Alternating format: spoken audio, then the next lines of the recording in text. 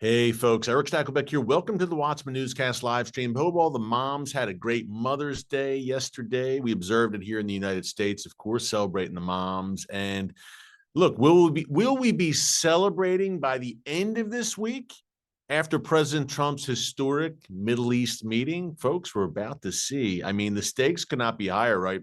As President Trump tomorrow, May 13th, embarks on this trip, a whirlwind tour of the world's most strategic, volatile, and prophetic region, the Middle East. He's going to start tomorrow in Saudi Arabia. He's going to move on to Qatar, and then he's going to end this thing in the United Arab Emirates, the UAE, amid the backdrop of wow. Another round of Iran nuclear negotiations over the weekend between Steve Witkoff, President Trump's Middle East envoy, and the Iranian regime. That's number one. Number two, of course, we've got great news to report. Edan Alexander, the last living American hostage, was released from Hamas captivity today, Monday, May 12th.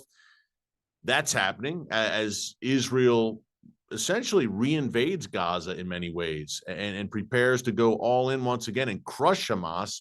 So you've got Trump visiting the Middle East for the first time in 8 years against the Iran backdrop, the Gaza backdrop, the hostage backdrop, the Syria backdrop. There are reports that Mohammed al-Golani, a.k.a. Ahmed al-Shara, as he calls himself now, would like a meeting with President Trump when he's in the region. Then you've got also reports that Turkey may host a summit between Vladimir Putin and Volodymyr Zelensky, the Ukrainian president, and Trump may want to be a part of that. I mean, there's so much going on, folks, in this week alone. And I think it is a sign of the times. I think as time grows shorter in these prophetic Bible times that we're living in, I think you're going to see more and more. It's going to come at you at such a fast and furious clip that your head's going to be kind of on a swivel. But that's why we do what we do here at the Watchman News channel right here on YouTube. So be sure to subscribe and click the notification bell so you get alerts every time a new video is posted. And look, we're coming to you with current events, breaking news, mainly from the Middle East, but we hit the entire geopolitical global scene as well, and from an unapologetically biblical perspective. If you like what you're hearing, be sure to subscribe, and let's dig into this. Okay, we've got Qatar is another story entirely. Trump is visiting Qatar, and they, look, have been a backer of Hamas. There's no other way to say it, and many consider Qatar a state sponsor of terrorism. Let's get that out of the way. But that's one of the stops on his itinerary. There have been rumblings as well about a Palestinian state. Will Trump announce that he's recognizing a Palestinian state? Some have put that forward. Now, my friend, the brand new U.S. ambassador to Israel, Mike Huckabee, has said, no way, that's not happening. A lot of this, folks, we want to cut through the noise here today because a lot of this seems to be the mainstream media, not only the MSM here in the United States, where I'm sitting right now, but in Israel, where they also have a left-wing press. A lot of it seems to be them up to their devious tricks, the mainstream media, trying to pit Bibi and Trump against each other, trying to pit Israel and the United States against each other. Another good friend of mine, the former Israeli ambassador to the United States, David Friedman, called it fake news on X just today. He said, this is fake news. So it's coming out like a fire hose, right? All over the place. Today alone, before I joined you here, I just got off the set of the Stakelbeck Tonight show, which you see behind me for TBN. And we also, by the way, have a YouTube channel, a Stakelbeck Tonight YouTube channel that you can subscribe to with clips from my nightly TBN show. Check that out. I think it's at Stakelbeck Tonight here on YouTube. If you love what you're hearing on the main channel here, you will also love the Stakelbeck Tonight channel. Clips from excellent guests on a nightly basis. But filming Stakelbeck Tonight early before I joined you here for the Watchman channel, here's just a sampling of some of the reports that came out of the region and out of the U.S. media.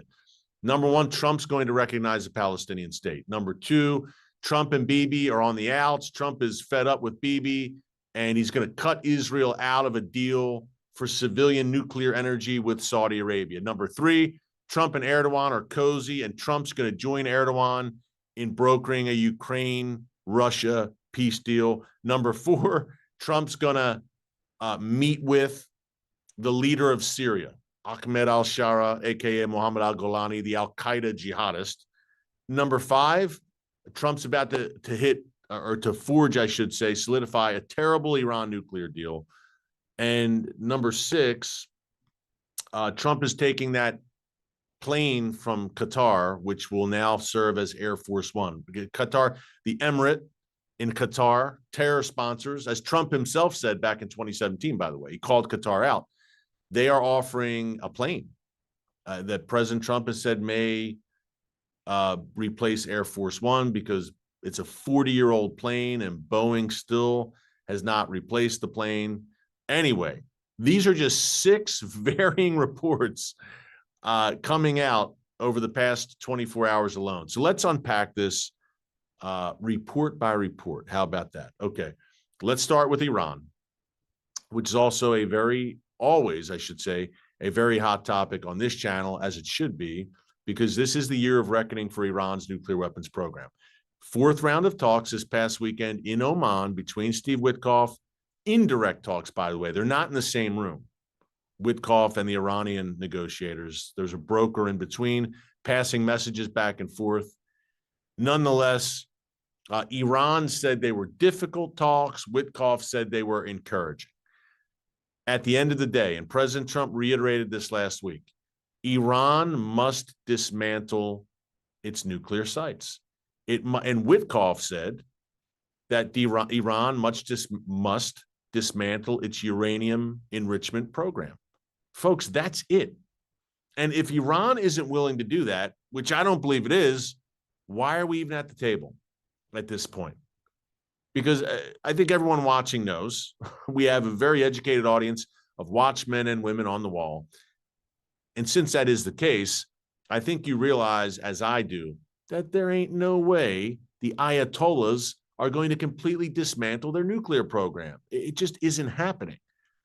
They've spent decades building this thing up. They're so close now to the finish line. They're very close to enriching uranium at military grade levels.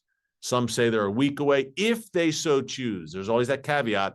If they so choose to break out and build a bomb, they can do it within a week. That seems to be the intelligence estimate by Western intelligence agencies for what they're worth over the past few years. Nonetheless, the bottom line is, look, and Israel says the same, which gives it more validity. Iran's close. And I think we all know that. They are about to cross the finish line. And then they're just going to pull back after over 30 years of work on this, pull back and give it all up to the great Satan, no less, as they would call the United States. They're going to allow the United States to come in, and just like Libya in 2003, which Muammar Gaddafi did allow, he allowed the U.S. to come in and dismantle the program. Is Iran, the regime, going to allow the United States to come into Iran, dismantle? I think there's about 12 sites scattered throughout that very vast country, many of them heavily fortified, deep underground. And by the way, a secret Iran site, underground site, was just unveiled last week. Fox News unveiled this, or exposed it, I should say.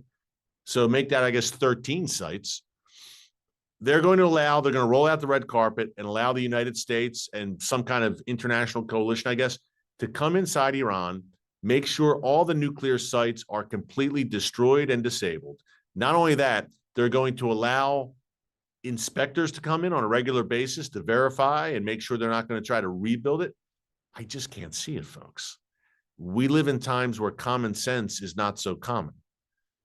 But this is common sense, I have to say. So with that, and that's not even mentioning Iran giving up its ballistic missile program, giving up its sponsorship for terror across the region, its ring of fire. So to me, why are we even doing this? If you're the United States, what are we doing here? If you know you're not going to get the kind of deal that's necessary, which is nothing short of the complete dismantlement of Iran's nuclear program. Libya style, again, what we saw in 2003. If you're going to get something closer to the JCPOA, the first incarnation of the Iran deal, which Barack Obama and his team struck, why bother? President Trump pulled America out of that deal in 2018, rightly so. So why would he just, and he called it, and I quote, the worst deal in history. So why would he then turn around and re-enter essentially that same deal or something similar to it? It makes no sense. So a lot of smoke here, and a lot of people going back and forth. But at the end of the day, it would be shocking to me if President Trump would sign off on anything remotely similar to the same deal he pulled out of 7 years ago and called horrible. It would make no sense. But that raises the question, why is he doing this? Then, Eric, why is he at the table? I've said all along over the past several weeks since these talks kicked off with Steve Witkoff heading them up, that this is, in President Trump's view, I believe, a necessary step in this process. What do I mean by that? President Trump ran on ending wars. And I think everyone gets that. And some in President Trump's base and in his ear, I'm sure, are vehemently against any sort of strike against Iran. Now, to me, it's a straw man argument they're making, because they're saying, we don't want war with Iran. We're going to launch a war with it. No one's talking about launching a war with Iran. No one's talking about invading Iran, boots on the ground in Iran. No one I've heard has talked about that. Maybe in some fringe quarters. Certainly, I haven't heard anything along those lines, and we haven't said anything like this on this channel. What we have said is this: Iran's nuclear program is an existential threat, not only to Israel, not only to the region, to Europe, but to the United States. There's a reason Iran is not only developing nuclear weapons, but the intercontinental ballistic missiles, ICBMs, that they can mount a nuclear warhead on and launch across oceans to reach America. Hello. And they have the apocalyptic genocidal intent to do exactly that. So this matters for every American. It's not just Israel's problem. So what we've said as Americans who want to make America great again, make America strong again, who believe in peace through strength, as President Trump does, is, look, with Iran at its weakest point right now, after they've been the fount of misery in that region for over 40 years, 46 years to be exact, since this devious regime came to power in 1979. Now they're finally exposed. Israel essentially destroyed most of their air defenses back in October. Their ring of fire is on the ropes and licking its wounds. Hamas, Hezbollah, the Houthis. Assad is gone in Syria. If not now, when? If you're Israel, you're America, you're the free world, you have a clear path, if you so choose, to destroy their nuclear sites. Not to invade Iran, not to put boots on the ground or occupy Iran. That's not what anyone's saying. But to conduct surgical strikes against their nuclear sites. And that's not warmongering. It's common sense. It's avoiding kicking the can down the road 5-10 years until they actually have a bomb and the ICBM that they can mount it on. And then we've got a whole new day here, right, in America. And not to mention a Middle East arms race. This is common sense. Again, it's not warmongering like some are accusing. A nuclear Iran with the ICBMs to launch at America is a big problem for Americans. I'm sorry, it's not just Israel's problem. Israel is the canary in the coal mine. Israel is the first line of defense for Western civilization. But it starts with Israel and the Jews. It never ends with Israel and the Jews. And that's clear. Hey, speaking of Israel and the Jews, Jewish people, and Israel as the first line of defense for Western civilization, Israel fighting a war on 7 fronts. We're going to talk more in a second about Syria, Gaza, Qatar, Turkey, as Trump visits the region. What's this going to look like? It's all about economics. And I interviewed Erick Trump last week. You may have seen it here on the channel. If you missed it, Friday it was posted, Friday, May 9th. My exclusive interview with Erick Trump, who just returned from the region, from the Middle East. Some very interesting things he shared. So you want to check that out. But as we talk about Israel fighting on 7 fronts, I remind you of our good friends, our partners for today's live stream, Magen David Adom. They are Israel's emergency services system. It's SaveLivesIsrael.com. And if you're looking to fulfill that biblical mandate to bless Israel laid out in the book of Genesis, chapter 12, verse 3, this is the way to do it. Because Magen David Adom dispatches every ambulance in the state of Israel. They receive thousands of emergency calls each day. They respond to every terror attack, every rocket attack. Magen David Adom is there on the ground. Magen David Adom first responders who are largely volunteers, folks. Over 90% volunteers. They're not getting paid for this, yet over 30 Magen David Adom volunteers have been killed since the October 7th massacre. 17 ambulances at least destroyed in terror attacks.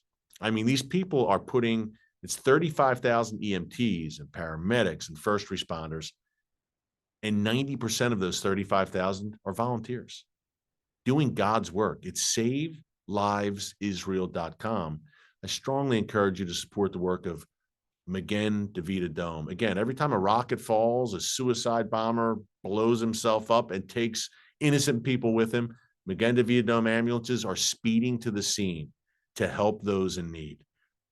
Right now, they need more ambulances, bandages, medical supplies. They're stretched very thin, as you might imagine, with this war, this seven-front war engineered by the Iranian regime. And the biblical mandate is really black and white. There's no gray area to bless the land of Israel, bless the people of Israel. Magen David Adom is a great way to do it. SaveLivesIsrael.com. Okay, there's a lot of smoke surrounding Iran's nuclear weapons program. Also, Gaza, Edan Alexander, we celebrate today his release. He's a native of New Jersey, young guy, made Aliyah, moved to Israel when he was 18 years old to join the IDF. Hamas, in what they are saying is a goodwill gesture, released Edan Alexander today. Now, you should never mention the words Hamas and goodwill in the same sentence. Needless to say, this is a demonic Nazi death cult. But they released Edan Alexander, perhaps because they feared that hell would be unleashed upon their heads, which President Trump has threatened to do for some time now. I don't know all the backstory here, what led to Edan Alexander's release. Maybe we will find out more when President Trump lands in Saudi Arabia tomorrow. But what is clear is that Israel is preparing to enter Gaza in a major way, it would seem. And Israel's saying, look, we want to crush Hamas decisively and end this thing once and for all. And the goal, obviously, would be to free. Look, there's at least 21 hostages still living, still in captivity in Gaza. Dozens more, the remains of dozens more, who Hamas murdered. I believe there's 58 in all between living and remains. But President Trump is a deal maker, and he's forging ahead.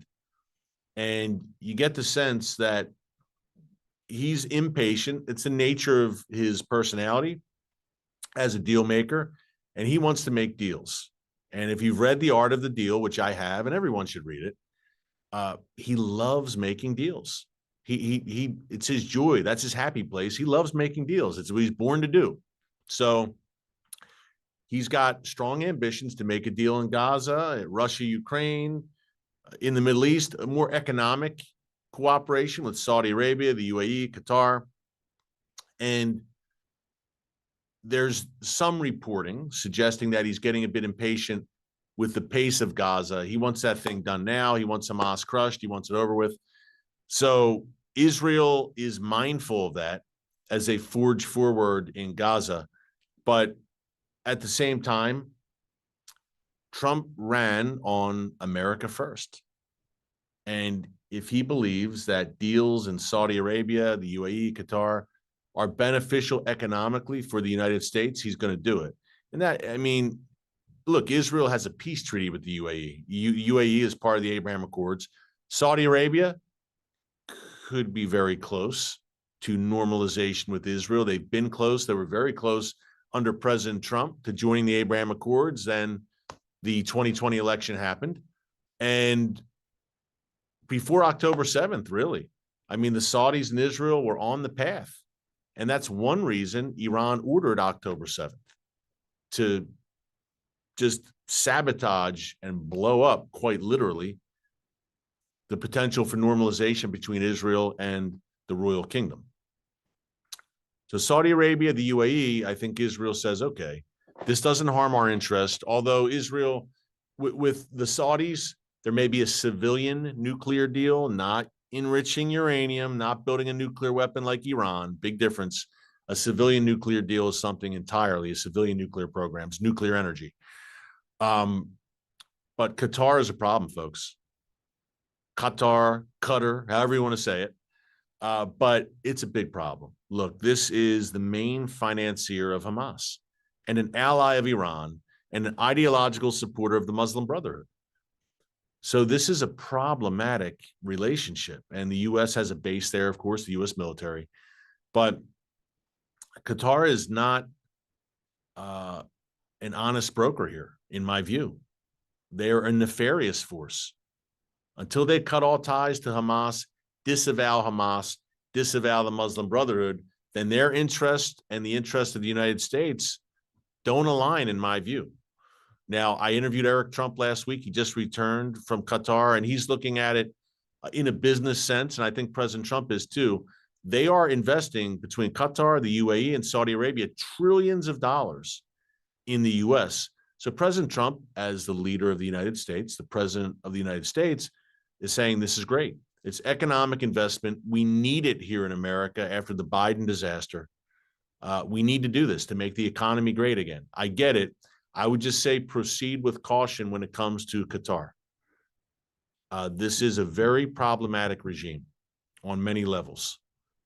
Now, could their behavior flip? Could it change if there was pressure applied? Yes. If there was accountability of Qatar, but there hasn't been much accountability, I'm sad to say, although President Trump in the past has said, look, they're sponsoring terror. He's called them out. Let's see how this plays out over the next week, because look, Qatar, and I know the administration has praised Qatar, but again, we've seen a lot of nefarious behavior from that regime in Doha over the years. So we shall see how that visit goes. But Saudi Arabia, look, I think the normalization is going to happen eventually. The UAE, that relationship with Israel remains strong, but these are three of the richest nations in the world. And President Trump is thinking this apparently is going to be less a geopolitical trip and more of an economic trip. He's cutting deals, right? He's the deal maker. He loves making deals. And there's nothing wrong with that, as long as they're good deals. And he believes they will be very good deals for America, just as the deal last week with the UK and then with China just yesterday, that was announced. So President Trump has leverage and he's not afraid to use it. God bless him. So these deals could be a great thing economically, but where does it put the region geopolitically? And that's what we focus on. And where does it leave Israel? I read some interesting analysis from an Israeli friend of mine before I joined you guys here. And he said, look, this is part of President Trump knows that Israel needs to be strong and stand on its own. It can't be overly reliant on the United States. And frankly, it has been over the years. We've talked about this a bunch, especially under Biden, in that Biden was saying, and not just saying, he did it. He withheld crucial arms shipments to Israel. And Israel kind of had its hands tied. And I said day after day here, folks, this shows you Israel has to more and more stand on its own 2 feet. It cannot rely on the United States, even with a friendly president like President Trump, who, I mean, his first term alone was the most pro-Israel administration in U.S. history. And that's why when you hear all this noise from the mainstream media, I have a strong inclination, obviously, to give President Trump the benefit of the doubt and then some after his first term, where he took out Qasem Soleimani, pulled out of that Iran deal, designated Iran's Islamic Revolutionary Guards Corps as a terrorist organization, moved the U.S. Embassy to Jerusalem, recognized Israeli sovereignty over the Golan Heights. So he's built up a lot of capital, pro-Israel credibility, and tough on Iranian regime credibility, more than any president we've seen in the past 46 years. So let's just see how this goes over the next few weeks and give President Trump the benefit of the doubt. But I have said that Israel is far too reliant on the United States. And that comes back to bite Israel in the butt when there's a regime like the Biden regime or the Obama regime that is unfriendly to Israel. And that's exactly what happened. It complicated Israel's war efforts, not only in Gaza, but in Lebanon as well, and in striking back against Iran, because the Biden administration was essentially holding this over Israel's head that, look, we'll withdraw weapon shipments. We won't give you the arms you need if you don't do what we want you to do. That's a horrible position to be in. I think President Trump realizes that. Look, God willing, he's saying, I hope we have, a fiercely sovereign, pro-America administration, conservative administration, faith, family, freedom, peace through strength administration for decades to come. But if you know the situation, the political situation, and the political reality here in the United States, you know that anything can happen. Look at the past, let's say 17 years. Well, no, the past 25 years. You went from George W. Bush to Barack Obama, all the way over to Donald Trump, all the way over to Joe Biden, and then all the way back over to Donald Trump. It's like America's been a schizophrenic nation in the past 25 years. So that said, again, I pray that you have a great conservative commander-in-chief in office for many, many years to come, and there's a very good possibility of that. The country, the United States, has shifted to the right, no doubt, thank God, back to sanity. But what if there's not? What about a President Kamala Harris if, God forbid, she would have won back in November? What about a President AOC? Don't laugh. I do laugh. It's hard not to. She's a left-wing radical Marxist, but stranger things have happened, folks. And I pray against that, God forbid. But what I'm saying is this. Israel can't be in a situation if a U.S. president comes into power who is inherently hostile to the world's one and only Jewish state, and yet Israel must rely on that president. So Israel needs to stand on its own 2 feet. And an analysis I was reading from a friend earlier, which I thought was very apt, was saying, look, okay, he's not the president of Israel, he's the president of the United States. So he's going to forge ahead and make deals that he believes are in America's interests. Israel needs to do what's in Israel's interests. And I've said that all along since October 7th. Israel can't be worried about what the U.S. president thinks. Of course, they have to consider it. But whether it's Joe Biden or Donald Trump, Israel has to do what Israel has to do for the people of Israel, just as Trump should do the same. The leader of the UK, Germany should, Japan, and so on. They should put their country first, while certainly considering strongly the feelings and the interests of their allies. But that also extends to, if, God forbid, a bad Iran nuclear deal was signed by the Trump administration, that extends to Israel saying, okay, we're not part of that deal, Mr. President, and we're going to do what we need to do about Iran. I know you've got a deal with Iran, but Israel does not have a deal with Iran. And we feel like a nuclear Iran is close and must be neutralized now. It's a short window before Iran begins to rearm and build up those air defenses again and potentially rearm its ring of fire again, although I don't think Israel will let that happen, the ring of fire piece. But it's a golden opportunity to eliminate an existential threat. It's one that Israel can't pass up. And frankly, the United States shouldn't either. Because eventually, again, it starts with the Jews, it starts with Israel. It does not end with Israel. It eventually will come back to bite the United States, a nuclear Iran. And not taking care of this now, history will judge the occupant of the Oval Office today. Look, President Trump's got a great legacy in my view thus far. His first term was amazing. Second term's off to an amazing start. And he knows this. He's keenly, acutely aware of his legacy. If Iran goes nuclear on his watch, or there's a very bad deal signed on his watch, which enables Iran to go nuclear after President Trump leaves office, and people look back and say, well, Trump cut that deal, he went soft on Iran, then that harms his legacy exponentially. And he knows that.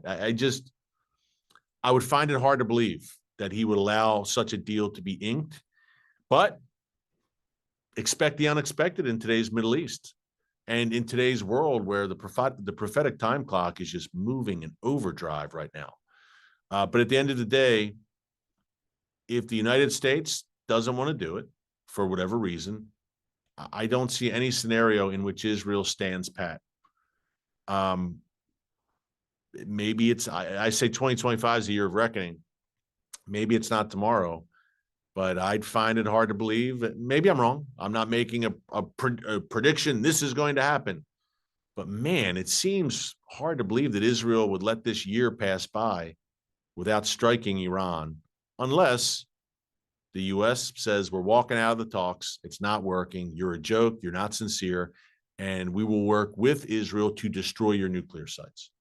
But this is the year of reckoning, 2025. We'll know which way the wind will blow by the end of this year. We'll know by the end of this week about, let's see, I have the list written down here, folks.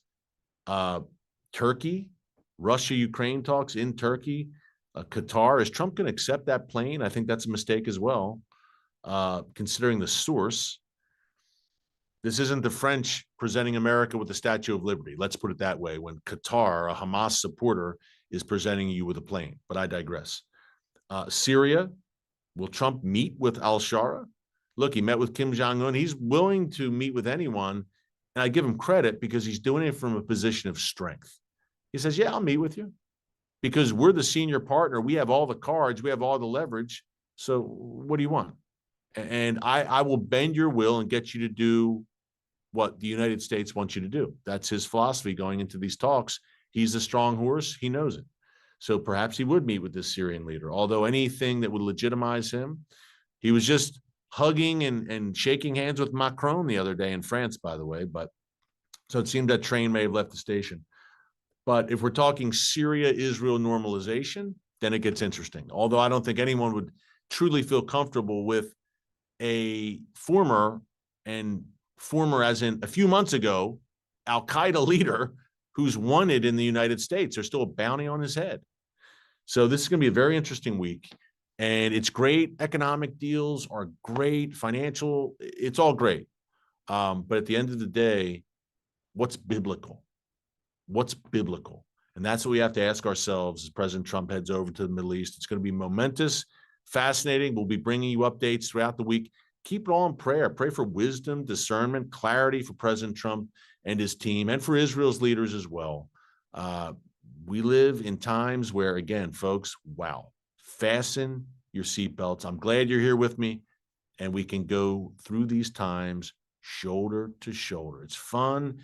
It's exciting. It can be a bit perilous and a bit worrying, but fear not. We're not to have a spirit of fear, but of power and of love and of a sound mind. God Almighty is very clear, so be encouraged. Thanks for joining us, and until next time, God bless you, and remember, never hold your peace. Hey everyone, thanks for checking out the Watchman Newscast. Make sure you hit the subscribe button so you never miss an upload, and tap the bell icon so you're notified every time a new video is posted. And don't forget to share your thoughts, insights, and comments below. Thanks for watching. We'll see you back here tomorrow.